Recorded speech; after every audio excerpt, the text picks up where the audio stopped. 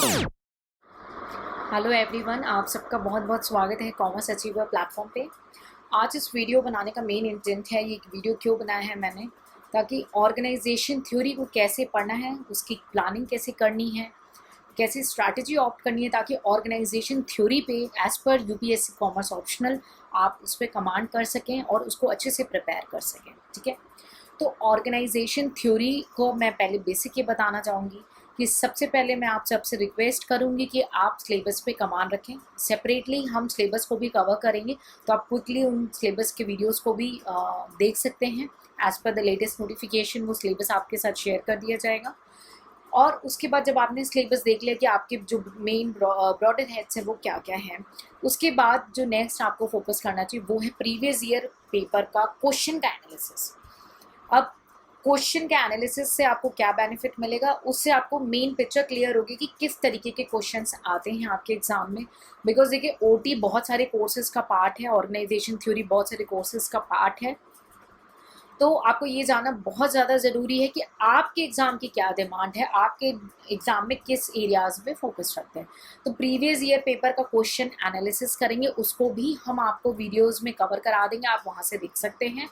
Minimum 5 to 10 years का paper sufficient है, आपको एक ब्रीफ आइडिया मिल जाता है उससे कि आपका एग्ज़ाम में पेपर कैसे आता है। उसके बाद थर्ड स्टेप जो है हमारी, वो है प्रिपरेशन की मेन जो स्ट्रैटेजी। आपने सिलेबस देखा, प्रीवियस ईयर पेपर देखा, और थर्ड आता है आपका अंडरस्टैंडिंग का पार्ट। तो जैसे कि ओटी ऑर्गेनाइजेशन थ्योरी जो है वो पूरा थ्योरेटिकल है, बट इसमें बहुत सारी थ्योरीज भी पार्ट हैं। ठीक है, कि बहुत सारी टाइप्स ऑफ थ्योरीज आती हैं, तो उन थ्योरीज को भी समझना है।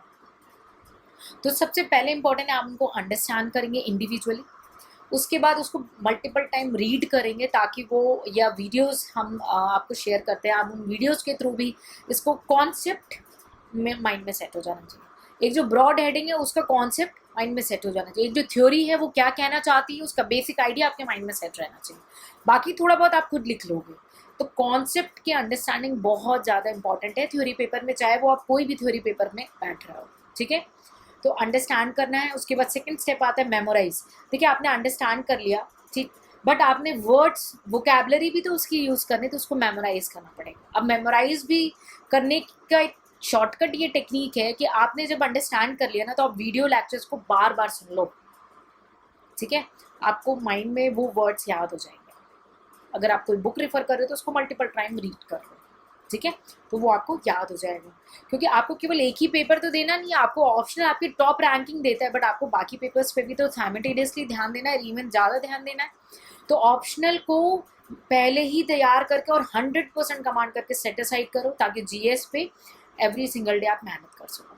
ठीक है, तो आपने क्या करना है, अंडरस्टैंड कर लिया, उसके बाद मेमोराइज करना है, एंड देन थर्ड स्टेप आता है, most important step is answer writing practice.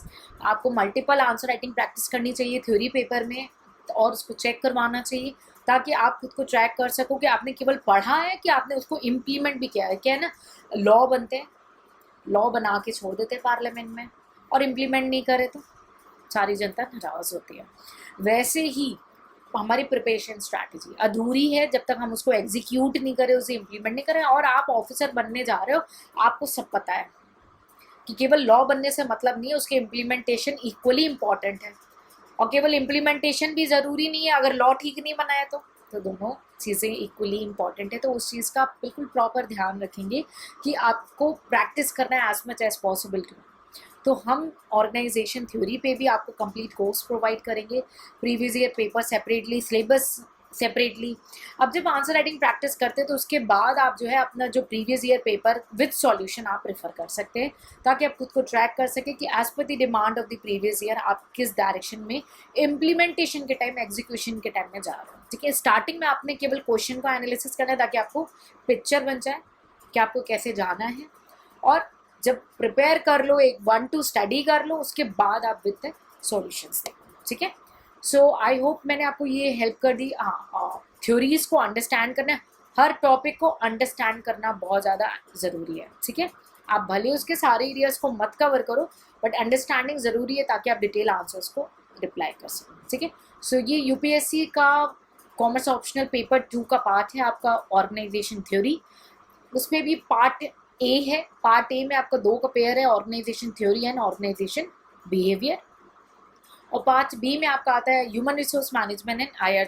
चारों टोटली थ्योरी हैं, बहुत ही मेहनत का काम है और हर चीज़ को अंडरस्टैंड करने के साथ साथ वोकेबलरी बढ़ाने के लिए मेमोराइज भी करना है और एग्जीक्यूशन भी करना है। तो आपका टाइम बहुत कीमती है, बहुत ज़्यादा हार्डवर्क है। स्मार्ट स्ट्रैटेजी रखो और हर दिन अपना हार्डवर्क करते रहो ताकि आप इस पर सक्सेस अचीव करो, ठीक है।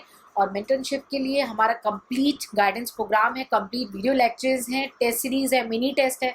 सपोज आप सेल्फ स्टडी भी कर रहे हो तो आप मिनी टेस्ट का बेनिफिट ले सकते हो कि भाई आपका टेक्स्ट का सपोज करो एक चैप्टर कंप्लीट हो गया या OT का एक चैप्टर कंप्लीट हो गया, आपने उस पर टेस्ट दे दिए, OB का एक ख़त्म हो गया उस पर टेस्ट दे दिए, ताकि आप खुद को साइमल्टेनियसली ट्रैक करो और आपको कंप्लीट है कि आपकी अंडरस्टैंडिंग गलत नहीं हो।